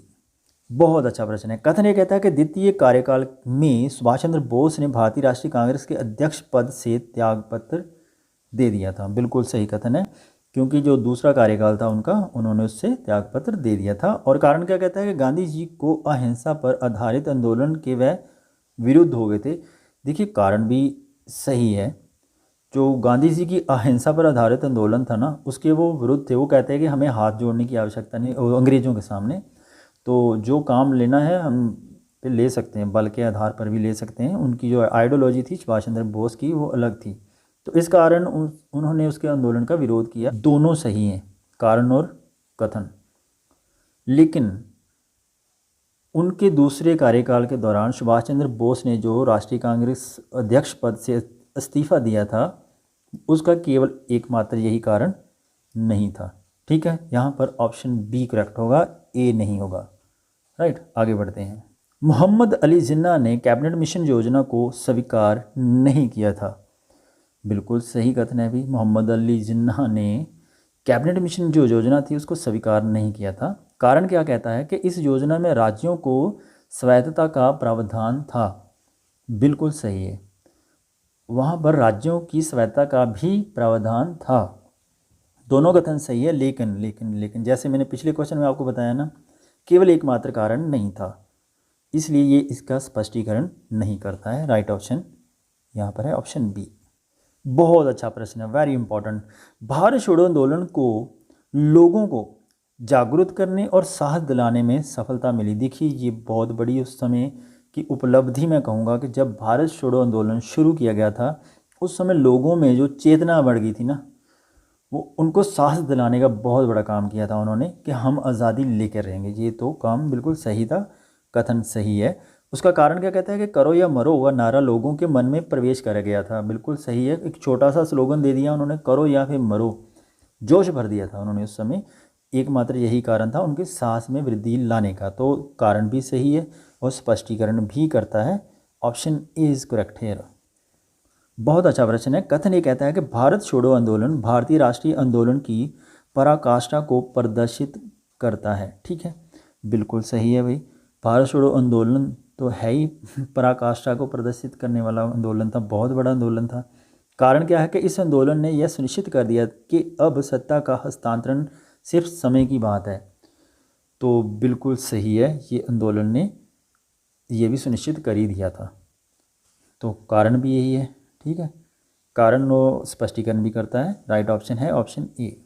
कथन ये कहता है कि अगस्त 1917 की मॉन्टेग्यू घोषणा के जरिए ब्रिटिश सरकार ने भारत को उत्तरदायी सरकार का आश्वासन दिया था। बिल्कुल सही है, ब्रिटिश सरकार सरकार चलाने में भारतीयों के प्रदर्शन से मार्गदर्शन ले रही थी। बिल्कुल सही है, ये कारण भी सही है और कारण कथन की व्याख्या भी करता है। राइट ऑप्शन है यहाँ पर ऑप्शन ए। कथन ये कहता है कि भारतीय राष्ट्रीय कांग्रेस ने साइमन कमीशन का विरोध किया और इसके साथ सहयोग नहीं किया। और कारण कहता है कि साइमन कमीशन में कोई भारतीय प्रतिनिधि नहीं था। दोनों सही है, ये भी पता है आपको कि उन्होंने सहयोग नहीं किया था और साइमन कमीशन में कोई भारतीय तो था ही नहीं, इसीलिए तो उसका विरोध हुआ था। ठीक है, और कारण भी है और इसका स्पष्टीकरण भी करता है। A is correct here. आगे बढ़ते हैं। कथन ये कहता है कि अंग्रेज़ों ने बाल गंगाधर तिलक को भारतीय अशांति का जनक कहा था। अंग्रेज़ों ने बाल गंगाधर तिलक जी को शांत कहा था कि ये भारतीय अशांति का जनक है।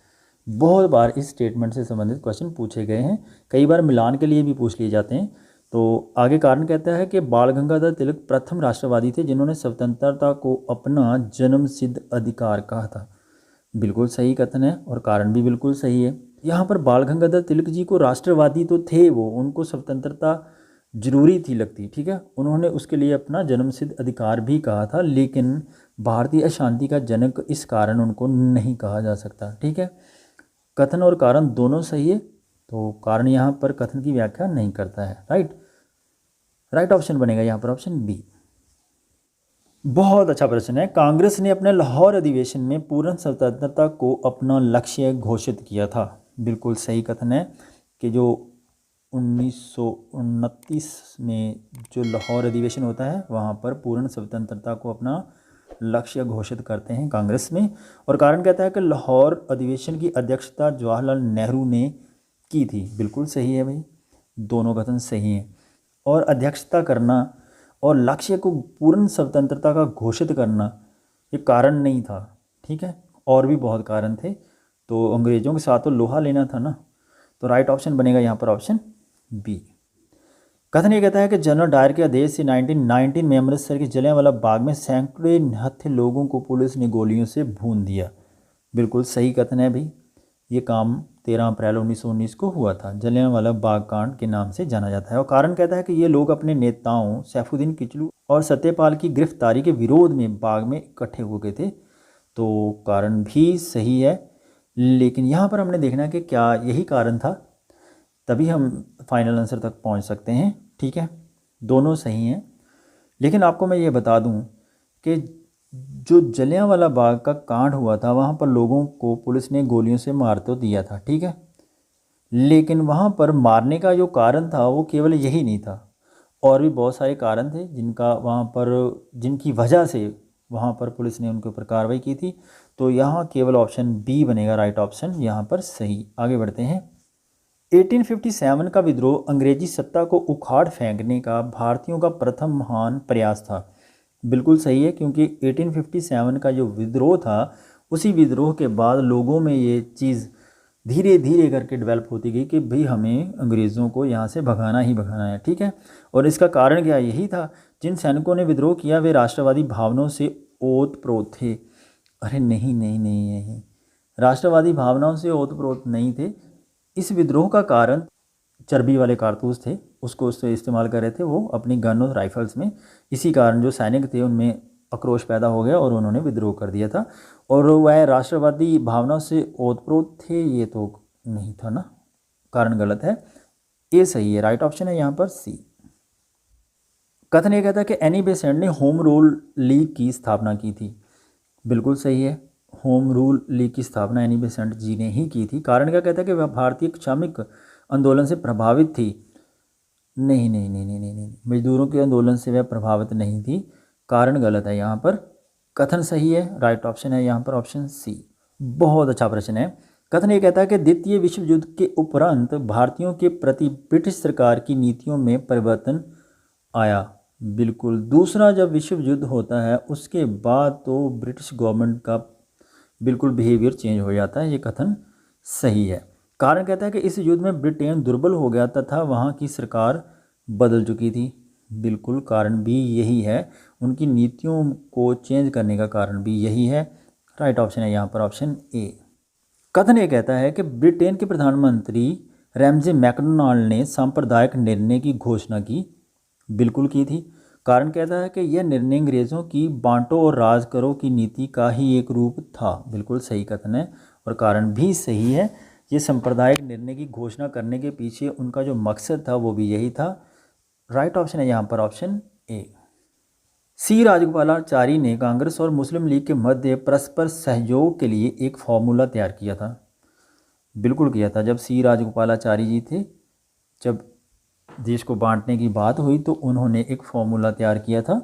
कारण कहता है कि महात्मा गांधी ने इसके लिए राजगोपालाचारी जी को प्रेरणा दी थी। नहीं नहीं नहीं नहीं, ऐसा कुछ नहीं था कि महात्मा गांधी जी ने इसके लिए राजगोपालाचारी जी को कहा भी हो, कुछ भी ऐसा हमने इतिहास में नहीं पढ़ा है। ठीक है, कारण इसका गलत है, केवल ए सही है। राइट ऑप्शन बनेगा ऑप्शन सी। कथन ये कहता है कि बहुत अच्छा प्रश्न है, ध्यान से पढ़िएगा। उदारवादियों ने स्वदेशी आंदोलन में भाग नहीं लिया था।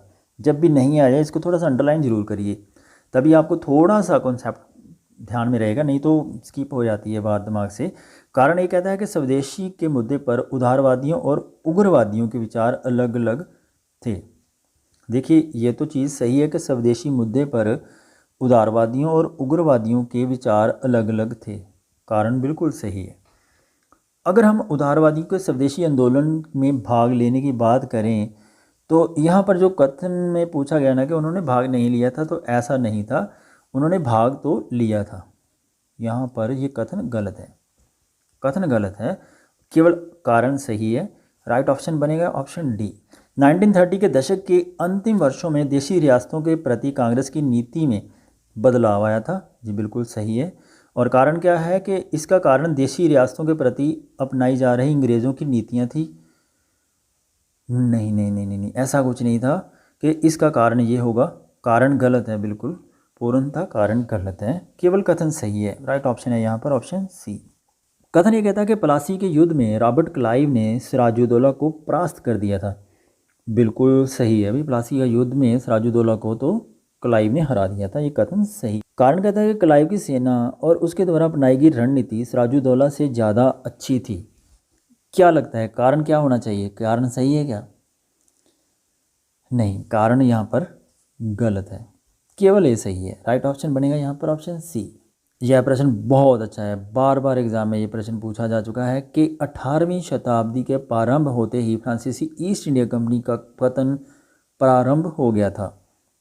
ठीक है, जैसे ही 18th सेंचुरी शुरू होती है तो जो फ्रांसीसी ईस्ट इंडिया कंपनी थी उसका पतन प्रारंभ हो जाता है। बिल्कुल सही कथन है। ठीक है, इसका कारण क्या कहता है कि फ्रांसीसी कंपनी सरकारी संरक्षण वाली कंपनी थी जिसकी आय का सबसे प्रमुख स्रोत तंबाकू था।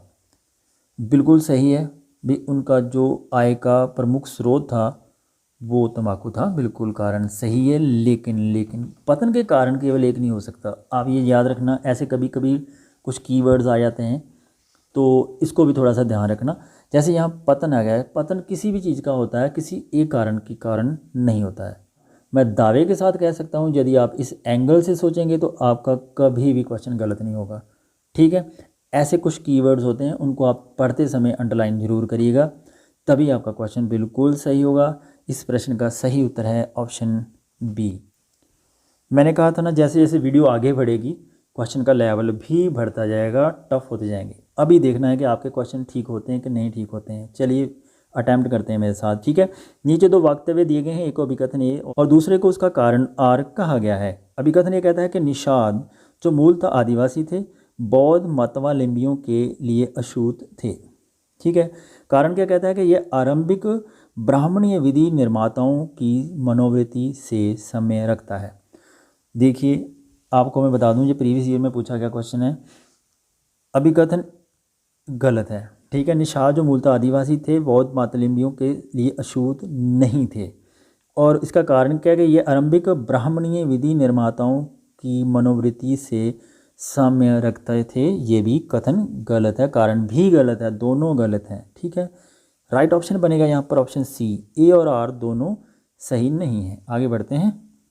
अभिकथन ये कहता है कि ईसा काल की प्रथम 5 शताब्दियों में मलय उपद्वीप में भारतीयों ने अनेक राज्यों की स्थापना की, ठीक है। देखिए यहाँ पर मैं आपको बता दूँ, ईसा काल की जो प्रथम 5 शताब्दियाँ थी, वहाँ पर मलय उपद्वीप में भारतीयों ने अनेक राज्यों की स्थापना नहीं की थी, ठीक है। आपको ये पता होना चाहिए, ये कथन गलत है, ठीक है। आगे कारण की बात करते हैं कि पुरातात्विक अवशेषों से समृद्ध भारतीय उपनिवेशों के अस्तित्व का संकेत नहीं मिलता है। देखिए ये बिल्कुल सही कथन है कि पुरातात्विक अवशेषों से समृद्ध भारतीय उपनिवेशों के अस्तित्व का संकेत हमें बिल्कुल भी कहीं नहीं मिलता है। केवल कारण सही है, कारण सही है। यहाँ पर राइट ऑप्शन बनेगा, ए गलत है, आर सही है, ऑप्शन बी यहाँ पर सही है, ठीक है। आगे बढ़ते हैं। कथन ये कहता है कि भारत में कृषक वर्ग की संलिप्तता अलग थलग तथा स्थानीय बनी रही, ठीक है। कारण क्या कहता है कि भारतीय कृषक समाज की संरचना जटिल थी। देखिए यहाँ पर दोनों कथन सही हैं। जो भारत में कृषक वर्ग की संलिप्तता थी वह अलग थलग थी और स्थानीय बनी रही, ये बिल्कुल कथन सही है। इसका कारण क्या कहता है कि भारतीय कृषक समाज की संरचना जटिल थी, बिल्कुल ये भी सही है और इसकी ये व्याख्या भी करता है। यहाँ पर सही उत्तर होना चाहिए ऑप्शन सी। ए और आर दोनों सही हैं और आर ए की सही व्याख्या भी करता है, ठीक है। नीचे दो वक्तव्य दिए गए हैं, एक को अभिकथन ए तथा दूसरे को उसका कारण आर कहा गया है। अभिकथन ये कहता है कि द्वितीय पंचवर्षीय योजना ने भारी उद्योग के पक्ष में बदलाव को चिन्हित किया था। जो दूसरी 5 वर्षीय योजना बनाई गई थी हमारे भारत के आज़ाद होने के बाद, ठीक है, उसमें उन्होंने जो भारी उद्योग थे, जो मल्टीनेशनल कंपनी थी, जो बड़ी बड़ी कंपनियाँ थी, उनके पक्ष में बदलाव किया, ठीक है, उनको चिन्हित भी किया था। अभिकथन ये बिल्कुल करेक्ट है, ठीक है। आगे कारण देखते हैं कि इस क्षेत्र में आयात को बंद करना आत्मनिर्भरता के लिए आवश्यक माना गया था। देखिए पहली तो मैं आपको बात बता दूं कि इसका कारण जो था आयात को बंद करना, ये गलत है, ठीक है। केवल अभिकथन सही है, कारण गलत है। अभिकथन सही है, कारण गलत है। राइट ऑप्शन यहाँ पर बनना चाहिए ऑप्शन बी, ठीक है। आगे बढ़ते हैं। बहुत अच्छा प्रश्न है, वेरी इंपॉर्टेंट, रिपीट भी हो सकता है एग्जाम में, ठीक है। शेख निज़ामुद्दीन औलिया ने 7 सुल्तानों को एक के बाद एक दिल्ली की राजगद्दी पर आसीन होते हुए देखा, लेकिन वे कभी भी किसी के दरबार में मिलने के लिए नहीं गए थे। बिल्कुल सही है भाई, निज़ामुद्दीन औलिया कभी भी किसी को दरबार में मिलने कभी नहीं गए थे। तर्क क्या देते हैं वह कि वह सुहरवर्दी सूफी संतों को राज्य द्वारा प्रदत्त प्रेशर से अप्रसन्न थे। वो चाहते नहीं थे कभी भी कि जो राज्य हैं सूफी संतों को ऐसा सम्मान दें, इसीलिए वो कभी भी उनके दरबार में नहीं गए थे। तर्क भी बिल्कुल सही है और स्पष्टीकरण भी करता है। राइट ऑप्शन बनना चाहिए यहाँ पर ऑप्शन ए। आगे बढ़ते हैं। नीचे तो वक्तव्य दिए गए हैं, एक को कथन ए कहा गया है और दूसरे को कारण। कथन ए कहता है कि जहांगीर के शासनकाल में चित्रकारी कला उत्कृष्टता की प्रकाष्ठा पर पहुँच गई, ठीक है, बिल्कुल सही है भाई। जहांगीर के दरबार में तो बहुत सारे चित्रकार थे, उस समय तो चित्रकारी का युग ही था, अभी चित्रकारी बहुत हो रही थी। कथन सही है। कारण देखते हैं। वह वास्तुकलात्मक अलंकरण का विरोधी था। कहाँ था भाई, सीधा सा सिंपल सा क्वेश्चन है भाई, इसको गलत मानो। पहला सही है, ए सही है, आर गलत है। राइट ऑप्शन है यहाँ पर ऑप्शन सी, ठीक है। आगे बढ़ते हैं। नीचे तो वाक्य दिए गए हैं, एक को कथन ए और दूसरे को उसका कारण कहा गया है। कथन ए कहता है कि ऋग्वेद काल में समाज पशुपालक था। बिल्कुल सही बात है। ऋग्वेद काल में समाज तो पशुपालक था। बिल्कुल। कारण क्या कहता है कि आजीविका की पद्धति का प्रमुख आधार पशुपालन ही था। तो ऋग्वैदिक काल में तो आजीविका की पद्धति का प्रमुख आधार ही पशुपालन था। ये भी सही है। तो दोनों कथन सही हैं। ऑप्शंस देखते हैं यहाँ पर कूट में। ऑप्शन डी यहाँ पर सही होगा। ए और आर दोनों सत्य हैं। ठीक है, आगे बढ़ते हैं। नीचे दो वाक्य दिए गए हैं, एक को कथन ए और दूसरे को उसका कारण कहा गया है। कथन ए कहता है कि 6ठी शताब्दी ईसा पूर्व में धार्मिक आंदोलनों का उत्थान सामाजिक और आर्थिक व्यापक असंतोष का परिणाम था। ये भी मुझे लगता है कि प्रीवियस ईयर में पूछा जा चुका है क्वेश्चन। ठीक है, बिल्कुल सही है भाई। कथन तो सही है। कारण देखते हैं कि समाज के तिरस्कृत तबकों की सुधरी हुई आर्थिक स्थिति ने उनको अपना उचित सामाजिक स्थान पाने का साहस दिया। बिल्कुल सही है, ये भी सही है। कारण भी सही है, दोनों सही है। ऑप्शंस देखते हैं नीचे कूट में। ए और आर दोनों सही हैं। राइट ऑप्शन बनेगा यहाँ पर ऑप्शन सी। नीचे दो वक्तव्य दिए गए हैं, एक को कथन ए कहा गया है और दूसरे को कारण आर। कथन ए, उत्तर भारतीय सूफियों ने दक्कन में 14वीं और 15वीं शताब्दी में आगमन से उस क्षेत्र को राजनीतिक और धार्मिक ढांचे में गहन परिवर्तन हुए थे। तो सही है भाई। उत्तर भारतीय सूफियों के दक्कन में जैसे ही वो 14वीं और 15वीं शताब्दी में आगमन होता है तो धार्मिक ढांचे में गहन परिवर्तन तो होते हैं। ठीक है, बिल्कुल सही है।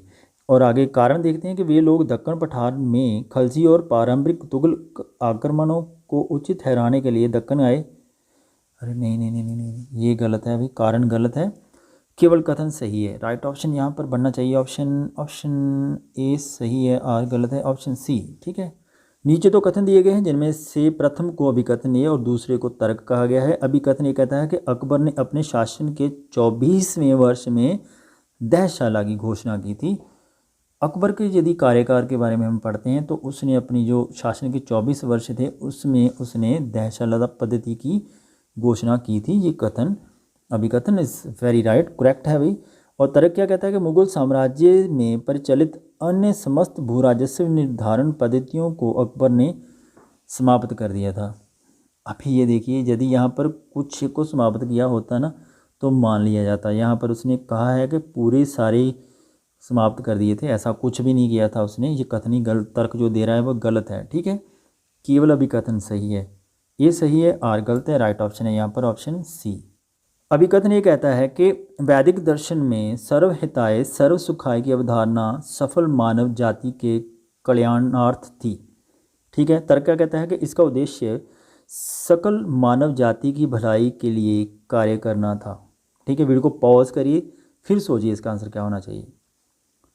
देखिए, अभिकथन ए जो कहता है ना कि वैदिक दर्शन में सर्वहिताय सर्व सुखाय की अवधारणा सफल मानव जाति के कल्याणार्थ थी, तो अभिकथन बिल्कुल सही है।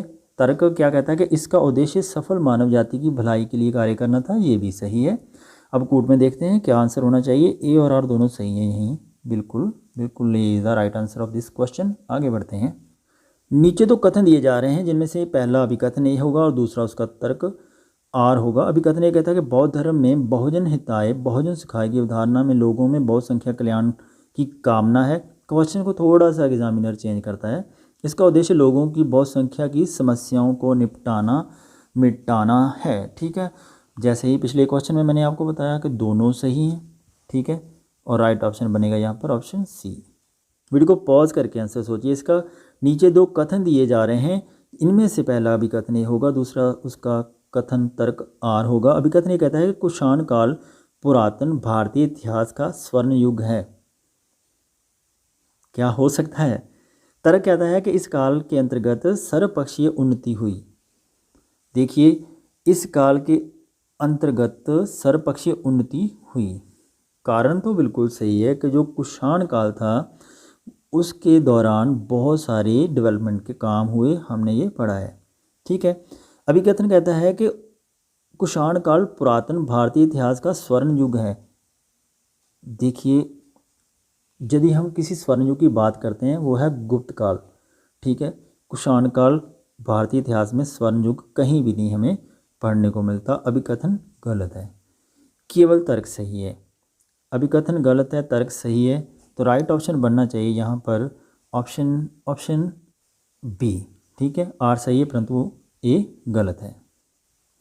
नीचे दो कथन दिए जा रहे हैं, उनमें से पहला अभिकथन होगा और अभिकथन ए कहता है कि भारतीय सामंती व्यवस्था ने कृषि उत्पादन को हतोत्साहित किया।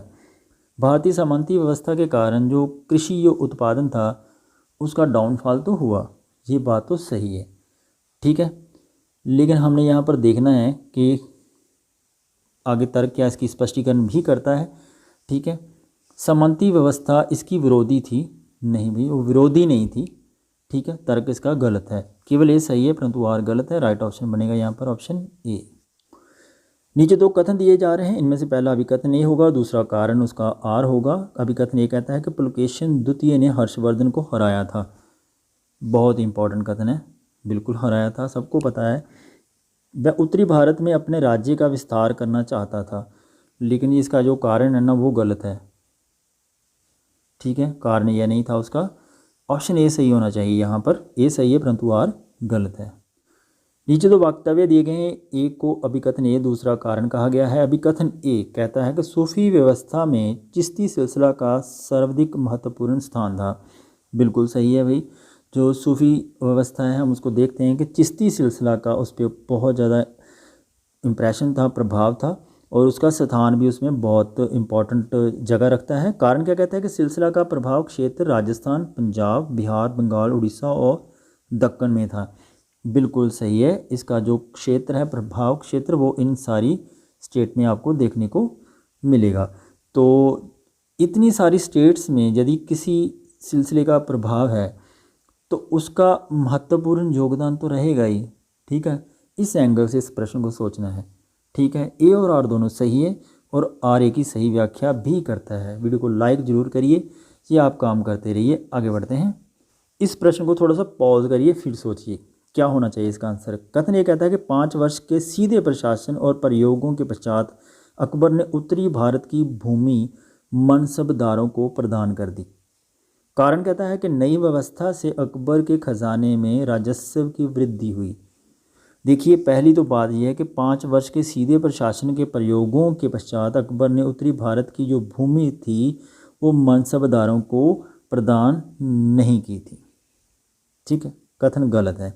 अभी कारण क्या कहता है कि नई व्यवस्था से अकबर के खजाने में राजस्व की वृद्धि हो गई, नहीं ये भी गलत है। Both the statements are wrong.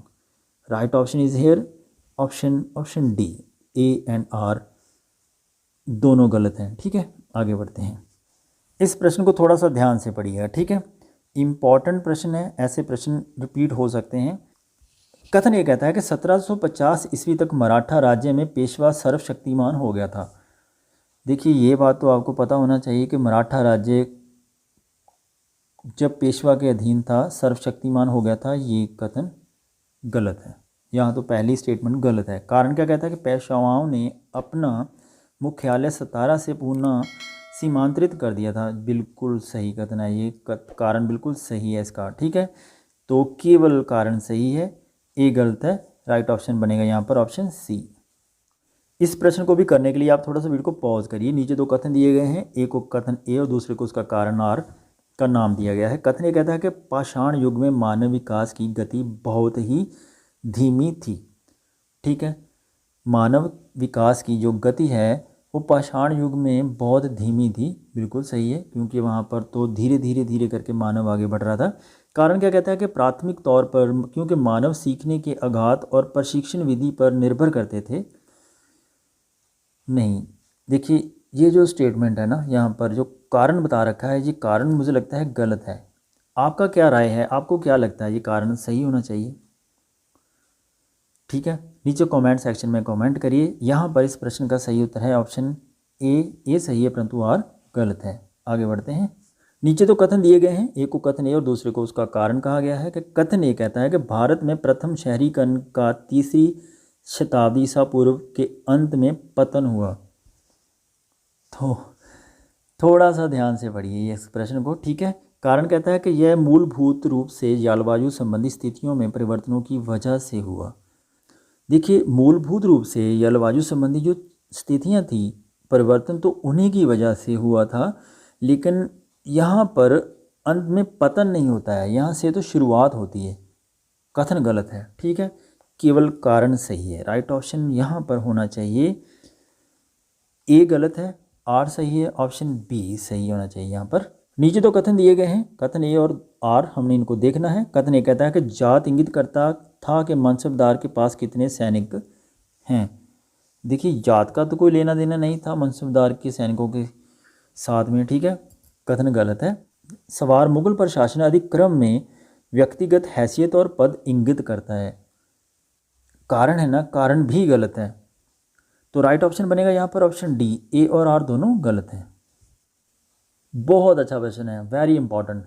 Video को पॉज करिए और इसका आंसर सोचिए। नीचे दो कथन दिए गए हैं, जिनमें से एक को कथन ए कहते हैं और दूसरे को उसका नाम आर, उसका कारण दे रखा है। कथन ए कहता है कि बल्ख और बदख्शां पर आक्रमण और शाहजहां द्वारा कंधार के एक के बाद एक 3 घेराबंदियों का परिणाम खून बहाने, 30 से 40 हज़ार लोगों की मृत्यु और 35 मिलियन रुपए के व्यय के अलावा कुछ नहीं था। सही कथन है, बिल्कुल कथन सही है। कथन का मेन कारण यही था। कारण इसका क्या था कि इसका मुगल संसाधनों पर कोई प्रभाव नहीं पड़ा। यहाँ पर एग्जामिनर ने क्या बना के क्वेश्चन डाला होगा तो प्रभाव क्यों नहीं पड़ा, ठीक है, सब कुछ तो ख़त्म हो गया था उस कारण। कारण इसका गलत है, ठीक है, केवल कथन सही है, ए सही है, आर गलत है। ऑप्शन ए इज़ राइट है, ठीक है। आगे बढ़ते हैं। बहुत अच्छा प्रश्न है, वेरी इंपॉर्टेंट। इस प्रश्न को आप कभी भी गलत मत करना, क्योंकि ऐसे प्रश्न गलत करके आ जाओ तो समझो फिर तो काम बस से बाहर है, ठीक है। कथन ये कहता है कि अलाउद्दीन खलजी कर प्रणाली और अनाज एकत्रीकरण के मुख्य परिवर्तनों से जुड़ा हुआ था। उसने कम कीमतें सुनिश्चित करने के लिए कुछ उपाय भी किए थे। बिल्कुल सही कथन है, ठीक है। कारण क्या कहता है कि अपनी फौज का विस्तार करने और उन्हें कम वेतन पर रखने के उद्देश्य से। देखिए यहाँ पर मैं आपको बता देना चाहता हूँ कि ये उसका जो कारण है ना, ये भी सही है, ठीक है, और ए और आर दोनों सही हैं। राइट ऑप्शन बनेगा यहाँ पर ऑप्शन बी, ठीक है। आगे बढ़ते हैं। नीचे दो कथन दिए गए हैं, एक को कथन ए और दूसरे को कारण कहा गया है। कथन ए कहता है कि उग्रवादियों का लक्ष्य स्वराज्य था, जिसका भिन्न नेताओं ने भिन्न ढंग से निर्वाचन किया। तो यहाँ पर मैं आपको बता देना चाहता हूँ कि कथन जो है ना, ये बिल्कुल सही है, ठीक है। कारण देख लेते हैं आगे। भिन्न भाषा संबंधी अंचलों के नेताओं ने इसे भिन्न रूप से समझा। ऐसा नहीं था, ठीक है, भिन्न रूप से नहीं समझा था, ये कारण गलत है, केवल कथन सही है। ए सही है, आर गलत है। राइट ऑप्शन बनेगा यहाँ पर ऑप्शन बी, ठीक है। नीचे तो कथन दिए गए हैं, एक को अभी कथन ए कहा गया है और दूसरे को उसका कारण। कथन ये कहता है कि मार्ले मिंटो सुधारों ने इंडियन नेशनल कांग्रेस के विरोधी गुटों को संतुष्ट किया। ध्यान से पढ़िएगा। और कारण कहता है कि मार्ले मिंटो सुधारों ने उसकी सब चिंताओं को संबोधित किया, ठीक है। यहाँ पर देखने वाली बात है कि मार्ले मिंटो सुधारों ने इंडियन नेशनल कांग्रेस के विरोधी गुटों को असंतुष्ट किया था, यहाँ संतुष्ट नहीं किया था। कथन गलत है, कारण भी गलत है। मार्ले मिंटो सुधारों ने उनकी सब चिंताओं को संबोधित किया था, ये भी गलत है। Both the statement are wrong. तो what will be the answer of this question? C is the right option here, ठीक है। आगे बढ़ते हैं। नीचे तो कथन दिए गए हैं, एक को कथन ए, दूसरे को कारण आर कहा गया है। कथन ये कहता है कि 17वीं शताब्दी के दौरान नव ब्रह्म संबंधों के बढ़ते हुए महत्व द्वारा प्रेरित आर्थिक वृद्धि मुगल भारत और पारंपरिक आधुनिक यूरोप के बीच कड़ी थी। ये तो स्टेटमेंट एक्सट्रीमली रॉन्ग है, ठीक है। कारण देख लेते हैं आगे। मुगल भारत में प्रत्येक व्यापारिक प्रतिष्ठान राजशाही शासन पत्र के अंतर्गत चलता था, जिसने उसे भारतीय व्यापार करने के एकमात्र राष्ट्रीय अधिकार दिए थे। देखिए ये चीज़ पूरे भारत में तो नहीं चलती थी, ठीक है। कारण भी गलत है। Both the statement are wrong. Right option बनेगा यहाँ पर ऑप्शन डी। नीचे दो कथन दिए गए हैं, एक को कथन ए, दूसरे को कारण कहा गया है। कि कथन ये कहता है कि मुगल साम्राज्य सार्वजनिक खबरों के लिए आश्चर्यजनक रूप से तीव्र जानकारी चक्र द्वारा संबंधित था, जो बिल्कुल सही है, कथन ये सही है। कारण देख लेते हैं कि मुगल बादशाह को दूरदर्श प्रांतीय राजधानियों से सूचना प्रतिवेदन कुछ ही दिनों में नहीं मिलते थे, जो कि जन श्रोतागण हॉल में रोज़ पढ़े जा सकें। देखिए इसका कारण मुझे सही नहीं लगता, केवल कथन सही है। तो ए सही है, आर गलत है। राइट ऑप्शन बनना चाहिए यहाँ पर ऑप्शन ए, ठीक है। नीचे दो कथन दिए गए हैं, एक को कथन ए, दूसरे को कारण कहा गया है कि 1857 का विद्रोह भारतीय राज्यों के प्रति ब्रिटिश नीतियों के विकास में महत्वपूर्ण परिवर्तन लाया। तो बिल्कुल लाया था, ये तो बिल्कुल स्टेट में हम पीछे भी डिस्कस कर चुके हैं। कारण क्या कहता है कि 1857 के विद्रोह ने ईस्ट इंडिया कंपनी के शासन को ख़त्म कर दिया। देखिए 1857 के विद्रोह के बाद जो ईस्ट इंडिया कंपनी का शासन था वो ख़त्म हो गया था, क्राउन ने अपने हाथ में ले लिया था, ये भी सही है। तो इसके परिवर्तन में यदि हम देखते हैं महत्वपूर्ण परिवर्तन क्या हुआ था, तो बेस्ट परिवर्तन यही हुआ था, इसका जो कारण है। ठीक है, ऑप्शन ए यहाँ पर सही होगा। ए और आर दोनों सही हैं, ए आर का सही स्पष्टीकरण भी करता है। नीचे दो कथन दिए गए हैं, एक को कथन ए और दूसरे को कारण कहा गया है। कथन ए कहता है गांधी ने सर्वप्रथम अस्पष्टता के सार्वजनिक चिंता का मुद्दा बनाया। ठीक है, अनटचबिलिटी को उन्होंने सार्वजनिक चिंता का मुद्दा बनाया था, बिल्कुल सही कथन है। और कारण कहता है कि वह कांग्रेस के सामाजिक आधार की व्यापक बनाना चाहते थे, बिल्कुल सही है, वह कांग्रेस के सामाजिक आधार की व्यापक बनाना चाहते थे। ए और आर दोनों सही है और आर ए की सही व्याख्या भी करता है, राइट ऑप्शन है यहाँ पर ऑप्शन डी। ठीक है, आगे बढ़ते हैं। यह प्रश्न का उत्तर दीजिए आप, नीचे कमेंट सेक्शन में करिए इसका आंसर। ठीक है, नीचे दो वक्तव्य दिए गए हैं, हमने देखना है। कथन ए कहता है कि भारतीय कृषि की परिस्थितियों के लिए सिंचाई के महत्व की पूरी मान्यता थी। ठीक है, बिल्कुल सही है भाई, उस समय तो मान्यता थी। कारण कहता है कि अर्थशास्त्र ने एक जल कर का उल्लेख मिलता है जो उन सभी स्थानों से नियमित रूप से लिया जाता था जहां सिंचाई उपलब्ध कराने के लिए राज्य की सहायता रखती थी। ठीक है, जहां पर राज्य उनकी हेल्प करता था सिंचाई करने के लिए, ऐसा मेंशन आपको अर्थशास्त्र में मिलेगा, बिल्कुल करेक्ट है भाई। और ए और आर दोनों सही है और ए की सही व्याख्या आर भी करता है, ए आंसर यहाँ पर सही होना चाहिए। तो यहाँ तक हमने पूरे कथन और कारण से संबंधित बहुत इंपॉर्टेंट प्रश्नों को हल किया है। मुझे उम्मीद है कि यदि आप एग्ज़ाम में जा कर के कुछ इस तरह से परफॉर्म करेंगे तो 3 से 4 क्वेश्चन आपके कथन और कारण से जो पूछे जाएंगे वो आप 100% सही करके आएंगे। ठीक है, और आकर आप मुझे कमेंट भी ज़रूर करेंगे कमेंट सेक्शन में कि सर हमने आपकी हेल्प से ये क्वेश्चन सही किए। ठीक है, मैं ऐसी आशा करता हूँ आपके एग्ज़ाम में अच्छे मार्क्स आएँ, आप टॉप रैंक के साथ पास हों और इंडिया लेवल का रैंक लेकर आएँ, ये मुझे उम्मीद है। तो मेरी आप लोगों के लिए बहुत सारी शुभकामनाएं हैं, बेस्ट विशेस हैं। आप दिल से मेहनत करिए, सभी बहुत अच्छे हैं, वीडियो को लाइक करते हैं, शेयर करते हैं और वीडियो को पूरा देखते हैं, जो बहुत बड़ी बात है। ठीक है, थैंक यू सो मच। इसी प्रकार आप अपनी मेहनत करते रहिए और आगे बढ़ते रहिए, देखना एक दिन आप डेफिनेटली एग्ज़ाम को क्लियर करेंगे। तो मिलते हैं अगली वीडियो में, तब तक के लिए अपना ख्याल रखिएगा। Thank you so much, have a nice and wonderful day.